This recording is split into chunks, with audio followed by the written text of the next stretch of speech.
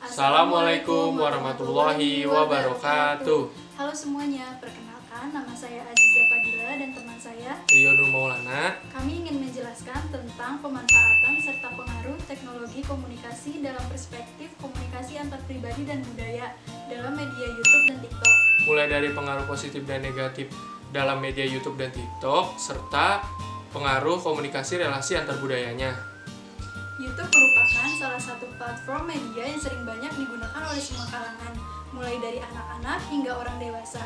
YouTube sendiri merupakan sarana komunikasi yang menyajikan berbagai macam konten video, mulai dari hiburan, pendidikan, serta pengetahuan lainnya. YouTube sendiri didirikan pada bulan Februari 2005 oleh 3 orang mantan karyawan PayPal, yaitu Chad Hurley, Steve Chen, dan Jawed Karim. Oh iya, dalam media YouTube ini kita tidak hanya bisa menonton video unggahan orang lain saja loh. Kita juga bisa membuat konten YouTube karya kita sendiri. Bisa memanfaatkan platform ini sebagai sumber ilmu, hiburan, dan juga bisa menghasilkan uang dari konten yang kita unggah. Seiring berjalannya waktu, teknologi semakin canggih, dan YouTube pun semakin canggih dengan teknologi yang mereka tawarkan lewat platform ini. Nah, selanjutnya kita masuk ke TikTok nih. Teman-teman pasti sudah tahu apa itu TikTok. TikTok saat ini menjadi aplikasi yang paling banyak digunakan oleh masyarakat. Kita mengenal dulu siapa peluncurnya dari aplikasi TikTok ini.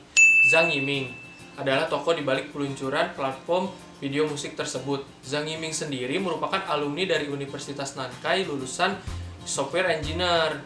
TikTok hampir sama dengan YouTube, menyajikan konten-konten menarik serta edukatif dari penggunaannya. Namun awalnya TikTok dahulu hanya menyajikan konten dari yang diisi musik dengan video penggunaannya. Tapi seiring berjalannya waktu, TikTok menjadi semakin berkembang. TikTok menyajikan konten-konten edukatif serta informatif dari penggunaannya. Namun sayangnya aplikasi TikTok sendiri hanya dapat mengunggah durasi yang pendek dibandingkan dengan YouTube.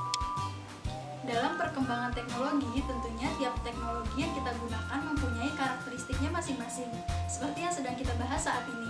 YouTube dan TikTok mempunyai karakteristiknya masing-masing. Karakteristik dari YouTube sendiri antara lain tidak adanya batasan waktu dan jumlah data untuk mengunggah video ke dalam situs ini. Sistem keamanan yang sangat baik dari pihak YouTube sendiri membatasi jenis konten dengan tidak memberikan izin pada jenis konten yang berbau ilegal dan sara. Karakteristik dari aplikasi TikTok sendiri yaitu hanya menyajikan durasi konten atau video yang berdurasi singkat. Keamanan pada aplikasi ini juga tidak terlalu aman seperti YouTube. Pada aplikasi TikTok memiliki FYP atau yang dinamakan From Your Page yang terdapat di menu awal saat membuka aplikasi ini. Biasanya FYP ini hasil dari konten-konten TikTok yang ditonton atau disukai oleh banyak penggunanya. Sebelum kita membahas perkembangan media lebih lanjut, kita bahas dulu nih negara Korea Utara. Negara Korea Utara merupakan negara komunis. Korea merupakan salah satu negara yang terletak di belahan bumi bagian timur, di semenanjung kawasan Asia Timur Laut. Negara Korea menghubungkan Asia Timur Laut dengan dunia luar, terutama dengan Kepulauan Jepang yang terletak dekat dengan semenanjung Korea.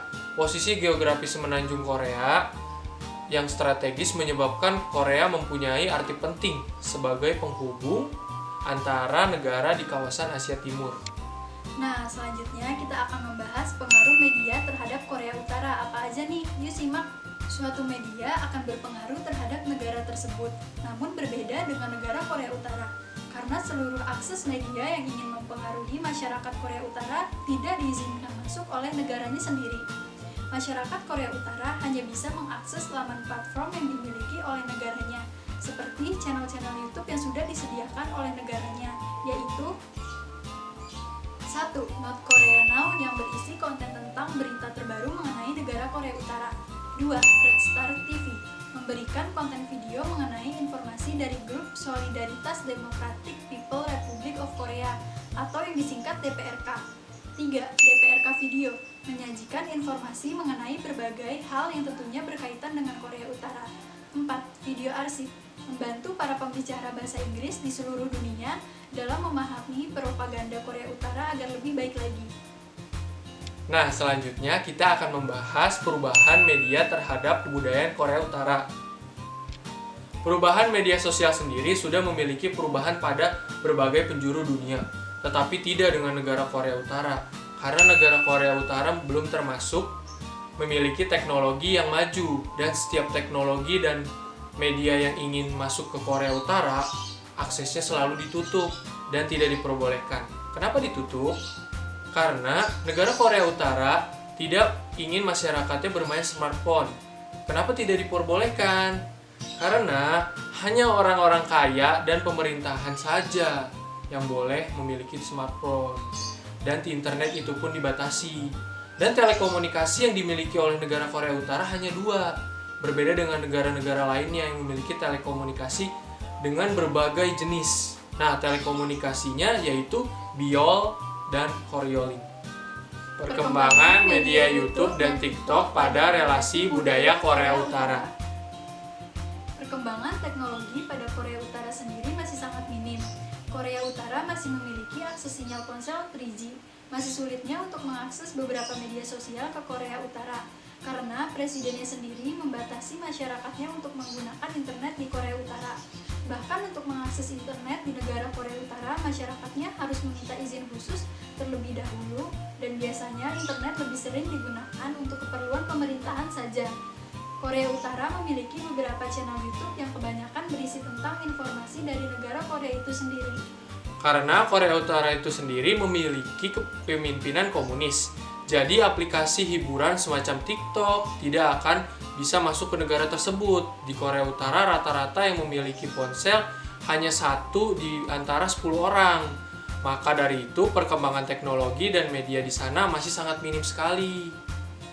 Nah, selanjutnya kita akan membahas tentang pengaruh positif dan negatif media terhadap budaya.